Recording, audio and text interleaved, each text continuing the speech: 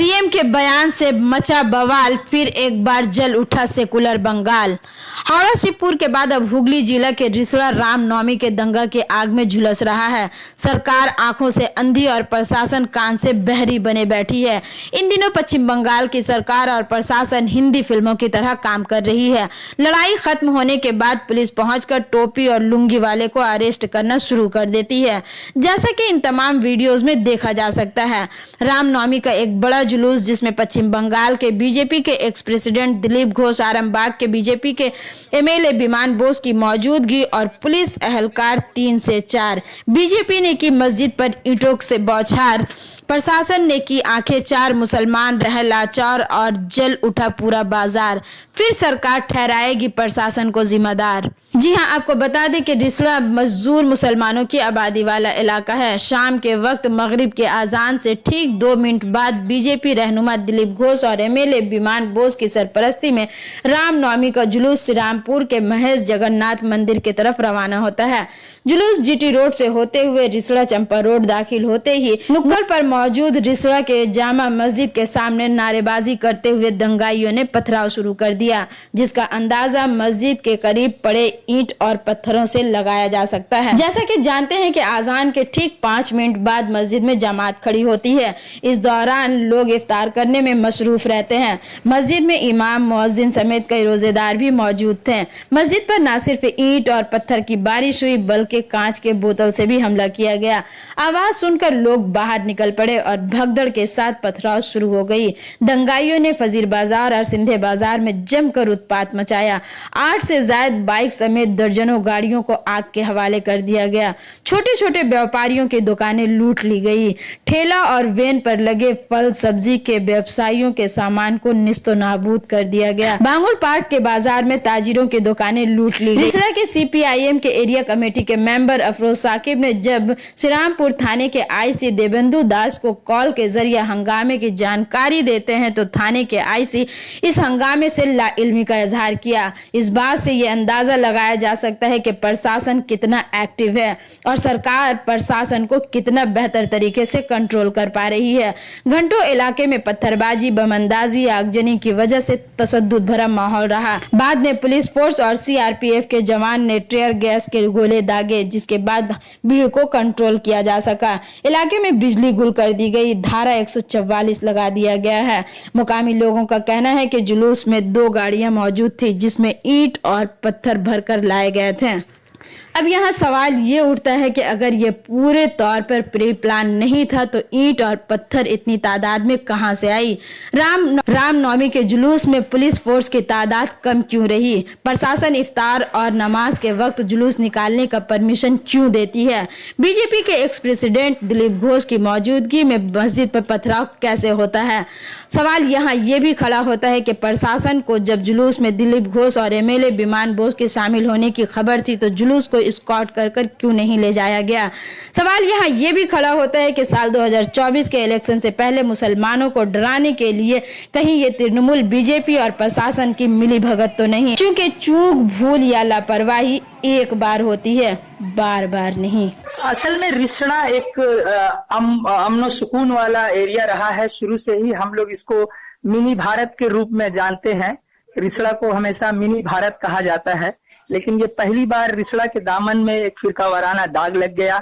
मैं समझता हूँ कि ये आउटसाइडर लोग थे, बाहरी लोग जो रामनवमी के जुलूस में शामिल थे। बिल्कुल अमन सुकून के साथ, शांति के साथ जुलूस जीटी रोड से गुजर रहा था। पीछे आखिर के कुछ जुलूस में शामिल गाड़ियों में ईंट पत्थर जो पहले से ही प्री प्लानिंग रखे हुए थे, और ठीक उन लोगों ने टाइमिंग को देखकर अजान हुई और उसी वक्त मस्जिद पर पथराव करना शुरू कर दिया। अच्छा, पुलिस वहाँ प्रशासन नहीं थी वहाँ पे? पुलिस प्रशासन बिल्कुल ना के बराबर थी। उनकी भूमिका बिल्कुल आपत्तिजनक है। मैं समझता हूँ कि पुलिस प्रशासन इस घटना की पूरी जिम्मेदार है। अच्छा, क्योंकि मुझे जानकारी मिली है कि इस शोभा यात्रा में, इस रामनवमी के जुलूस में दिलीप घोष भी शामिल थे, आरामबाग के एमपी शांतनु सेन भी थे। ये बात तो पुलिस को जानकारी पहले से थी ही। ऐसा तो नहीं है कि पुलिस के जानकारी के बगैर ये लोग शामिल हो सकेंगे मिছিল में। तो जब पुलिस जानती थी कि ऐसे वाइटल लोग आ रहे हैं, हावड़ा जिला में, हावड़ा के शिवपुर में ऐसी घटना घटी, पार्क सर्कस में जब घटना घटी थी, तो पुलिस को तो मुस्तैद रहना चाहिए था, अजाफी फोर्स रखना चाहिए था। लेकिन मैंने देखा कि पुलिस एकदम ना के बराबर थी। कुछ सिविक वॉलेंटियर थे, कुछ कांस्टेबल थे, और इस तरह के मैंने पुलिस की लापरवाही की वजह से आज रिसड़ा के दामन में एक दाग लग गया। जब आप लोग जब ये इंसिडेंट हुआ तो उस वक्त क्या आप लोगों ने पुलिस प्रशासन से आप लोगों ने राब्ता करने की कोशिश नहीं की? बिल्कुल, पुलिस प्रशासन, पुलिस के लोग, पुलिस के अमला बलवाइयों के डर से भाग रहे थे।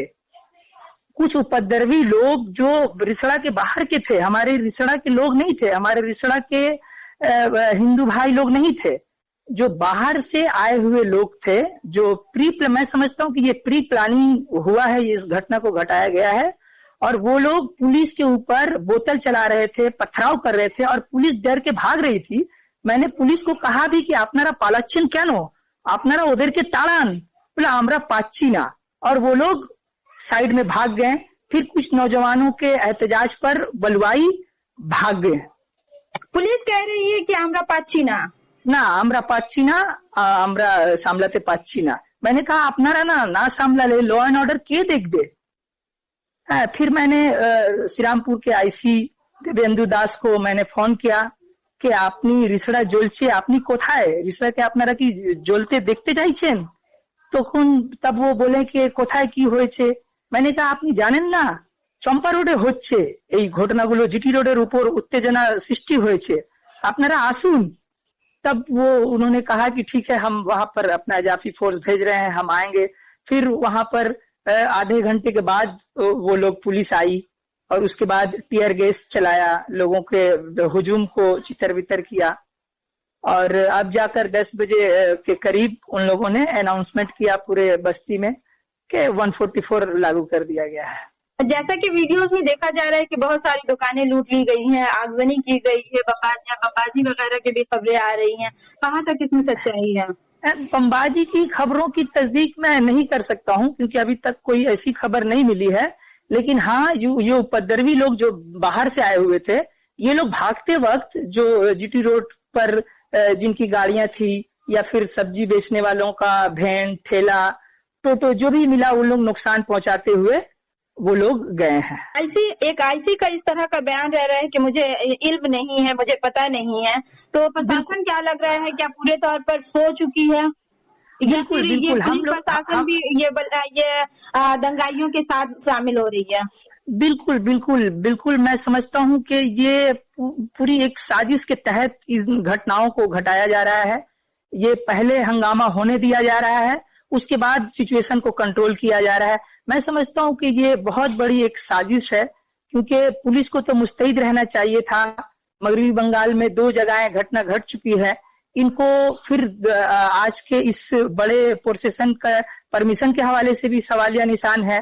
पहले प्रशासन तमाम इलाके के नुमाइंदा लोगों को लेकर इस तरह का जब भी कुछ ऐसा होता था तो मीटिंग होती थी, दोनों तबके के लोगों को मीटिंग करके शांति अमन के साथ कोई भी त्योहार मनाने के लिए ये होता था।